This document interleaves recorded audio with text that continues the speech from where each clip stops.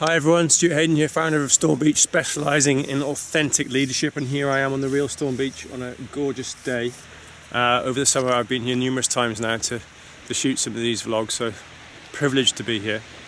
Today I want to reflect on a conference that I spoke at a couple of weeks ago, the European Mentoring and Coaching Research Conference. And I'm not going to talk about my presentation, although I'm sure I will at some point, but I was really struck by a presentation that I attended on day 2. By a chap called Niels-Henrik Sorensen, and Niels presented straight out of my philosophy of coaching around narrative coaching. And my whole premise in coaching and life, I suppose, is that life is a narrative. Here I am telling a story, and that's what we do in coaching. We privilege that story, we unpack that story, we create meaning.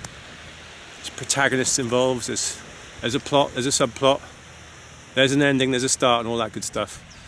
And Niels talked about a narrative program, a mentoring program actually, that he ran. He's Danish. Was with the college, and he was working with the duality, I suppose, of teachers on the one hand and mentors. They're both the same people, but on the one hand they have the teaching role and the mentoring role. And there's such a conflict there because, of course, the teacher has to satisfy curriculum and timekeeping, whereas the mentor's there for that personal development. And it reminded me of the film Dead Poets Society, which is a great film with Robin Williams, I'm sure you're familiar with. And the same conflict was there. We had Robin Williams as A, the teacher, and B, inspirational coach, mentor, call him what you want, who ended up, in my view, being highly, highly authentic, but for media purposes and for the school, it was labelled more of a maverick and was asked to leave, shall we say. But going back to Niels' story about the kind of duality between the teacher role and the mentor role, so often we have these different roles. So that was really interesting, number one, just to kind of be aware of that duality in different roles. And the second and final thing about his presentation I thought was really fascinating, and I probably haven't really got to the root of this in terms of how to the practice, but he talked about narrative coaching, which is about externalizing conversations, reauthoring, remembering, which is some of the principles I always apply. Michael White is a great reference here if you're interested in that, sort of the narrative therapy approach.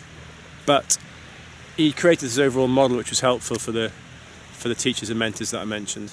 And I suppose the two parts that were fascinating was, A, he just wanted to get, as in Niels, as the sponsor of the program, the deliverer of the program, he just wanted to get people talking. It wasn't necessarily about action or doing or results yet, but it was all about talking. And if they could improve people talking more, articulating, sharing, all that good stuff, then that was going to lead to success. So I loved that idea that coaching really is about getting people talking.